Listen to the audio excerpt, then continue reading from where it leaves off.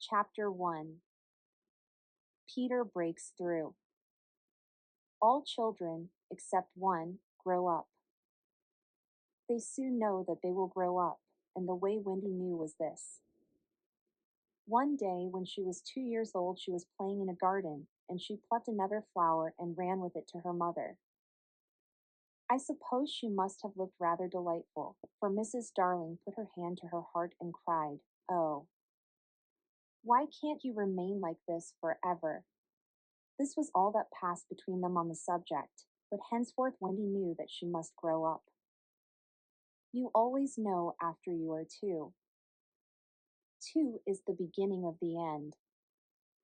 Of course, they lived at 14, and until Wendy came her mother was the chief one. She was a lovely lady with a romantic mind and such a sweet mocking mouth. Her romantic mind was like the tiny boxes, one within the other, that come from the puzzling East. However many you discover, there is always one more. And her sweet mocking mouth had one kiss on it that Wendy could never get, though there it was, perfectly conspicuous in the right-hand corner. The way Mr. Darling won her was this. The many gentlemen who had been boys when she was a girl discovered simultaneously that they loved her, and they all ran to her house to propose to her except Mr. Darling, who took a cab and nipped in first, and so he got her. He got all of her, except the innermost box and the kiss. He never knew about the box, and in time he gave up trying for the kiss. Wendy thought Napoleon could have got it, but I can picture him trying, and then going off in a passion, slamming the door. Mr. Darling used to boast to Wendy that her mother not only loved him, but respected him. He was one of those deep ones who know about stocks and shares. Of course, no one really knows, but he quite seemed to know, and he often said stocks were up and shares were down in a way that would have made any woman respect him. Mrs. Darling was married in white, and at first she kept the books perfectly, almost gleefully, as if it were a game, not so much as a Brussels sprout was missing. But by and by whole cauliflowers dropped out, and instead of them there were pictures of babies without faces. She drew them when she should have been totting up. They were Mrs. Darling's guesses. Wendy came first, then John, then Michael. For a week or two after Wendy came, it was doubtful whether they would be able to keep her, as she was another mouth to feed. Mr. Darling was frightfully proud of her, but he was very honorable, and he sat on the edge of Mrs. Darling's bed, holding her hand and calculating expenses, while she looked at him imploringly. She wanted to risk it, come what might, but that was not his way. His way was with a pencil and a piece of paper, and if she confused him with suggestions, he had to begin at the beginning again. Now don't interrupt, he would beg of her. I have £1.17 here, and 2 and 6 at the office. I can cut off my coffee at the office, say 10 shillings, making 2 9 and 6, with your 18 and 3 makes 397. With 5 not in my checkbook makes 897. Who is that moving? 897, dot and carry 7, don't speak. My own, and the pound you lent to that man who came to the door, quiet, child, dot and carry child, there, you've done it. Did I say 997? Yes, I said 997. The question is, can we try it for a year on 997? Of course we can, George, she cried. But she was prejudiced in Wendy's favor, and he was really the grander character of the two. Remember Mumps, he warned her almost threateningly, and off he went again. Mumps £1, that is what I have put down, but I dare say it will be more like 30 shillings. Don't speak, measles 1.5, German measles half a guinea. Makes 2.15 6, don't waggle your finger, whooping cough, say 15 shillings, and so on it went, and it added up differently each time.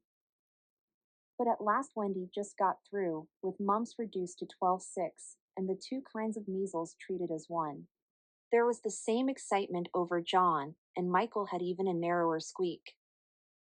But both were kept, and soon you might have seen the three of them going in a row to Miss Folsom's kindergarten school, accompanied by their nurse. Mrs. Darling loved to have everything just so, and Mr. Darling had a passion for being exactly like his neighbors, so, of course, they had a nurse. As they were poor, owing to the amount of milk the children drank, this nurse was a prim Newfoundland dog called Nana, who had belonged to no one in particular until the Darlings engaged her. She had always thought children important, however, and the Darlings had become acquainted with her in Kensington Gardens, where she spent most of her spare time peeping into perambulators, and was much hated by careless nursemaids, whom she followed to their homes and complained of to their mistresses. She proved to be quite a treasure of a nurse. How thorough she was at bath time, and up at any moment of the night if one of her charges made the slightest cry. Of course, her kennel was in the nursery. She had a genius for knowing when a cough is a thing to have no patience with and when it needs stocking around your throat. She believed to her last day in old-fashioned remedies like rhubarb leaf and made sounds of contempt over all this newfangled talk about germs, and so on. It was a lesson in propriety to see her escorting the children to school, walking sedately by their side when they were well behaved, and butting them back into line if they strayed. On John's footer days, she never once forgot his sweater, and she usually carried an umbrella in her mouth in case of rain. There is a room in the basement of Miss Folsom's school where the nurses wait. They sat on forms, while Nana lay on the floor, but that was the only difference. They affected to ignore her as of an inferior social status to themselves, and she despised their light talk.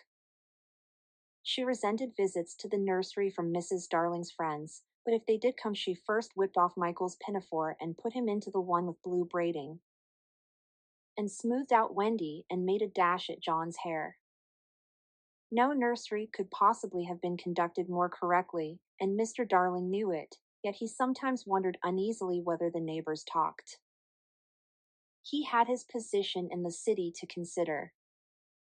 Nana also troubled him in another way. He had sometimes a feeling that she did not admire him. "I know she admires you tremendously, George," Mrs. Darling would assure him, and then she would sign to the children to be specially nice to father. Lovely dances followed, in which the only other servant, Liza, was sometimes allowed to join. Such a midget she looked in her long skirt and maid's cap, though she had sworn, when engaged, that she would never see 10 again. The gaiety of those romps! And gayest of all was Mrs. Darling, who would pirouette so wildly that all you could see of her was the kiss, and then if you had dashed at her you might have got it. There never was a simpler, happier family until the coming of Peter Pan. Mrs. Darling first heard of Peter when she was tidying up her children's minds. It is the nightly custom of every good mother after her children are asleep to rummage in their minds and put things straight for next morning, repacking into their proper places the many articles that have wandered during the day. If you could keep awake, but of course you can't, you would see your own mother doing this, and you would find it very interesting to watch her. It is quite like tidying up drawers. You would see her on her knees, I expect, lingering humorously over some of your contents, wondering where on earth you had picked this thing up, making discoveries sweet and not so sweet, pressing this to her cheek as if it were as nice as a kitten, and hurriedly stowing that out of sight. When you wake in the morning, the naughtiness and evil passions with which you went to bed have been folded up small and placed at the bottom of your mind, and on the top, beautifully aired, are spread out your prettier thoughts, ready for you to put on. I don't know whether you have ever seen a map of a person's mind. Doctors sometimes draw maps of other parts of you, and your own map can become intensely interesting, but catch them trying to draw a map of a child's mind, which is not only confused, but keeps going round all the time. There are zigzag lines on it, just like your temperature on a card, and these are probably roads in the island, for the Neverland is always more or less an island. with astonishing splashes of color here and there, and coral reefs and rakish-looking craft in the offing, and savages and lonely lairs, and gnomes who are mostly tailors, and caves through which a river runs, and princes with 6 elder brothers, and a hut fast going to decay, and one very small old lady with a hooked nose. It would be an easy map if that were all, but there is also first day at school, religion, fathers, the round pond, needlework, murders, hangings, verbs that take the dative, chocolate pudding day, getting into braces, say 99, 3 pence for pulling out your tooth yourself, and so on, and either these are part of the island or they are another map showing through. And it is all rather confusing, especially as nothing will stand still. Of course, the Neverlands vary a good deal. John's, for instance, had a lagoon with flamingos flying over it at which John was shooting, while Michael, who was very small, had a flamingo with lagoons flying over it. John lived in a boat turned upside down on the sands, Michael in a wigwam, Wendy in a house of leaves deftly sewn together. John had no friends, Michael had friends at night, Wendy had a pet wolf forsaken by its parents, but on the whole the Neverlands have a family resemblance. And if they stood still in a row you could say of them that they have each other's nose, and so forth. On these magic shores children at play are forever beaching their coracles. We too have been there, we can still hear the sound of the surf, though we shall land no more. Of all delectable islands, the Neverland is the snuggest and most compact, not large and sprawly, you know, with tedious distances between one adventure and another, but nicely crammed. When you play at it by day with the chairs and tablecloth, it is not in the least alarming, but in the 2 minutes before you go to sleep it becomes very real. That is why there are night lights. Occasionally in her travels through her children's minds Mrs. Darling found things she could not understand, and of these quite the most perplexing was the word Peter. She knew of no Peter, and yet he was here and there in John and Michael's minds, while Wendy's began to be scrawled all over with him. The name stood out in bolder letters than any of the other words, and as Mrs. Darling gazed she felt that it had an oddly cocky appearance. Yes, he is rather cocky, Wendy admitted with regret. Her mother had been questioning her.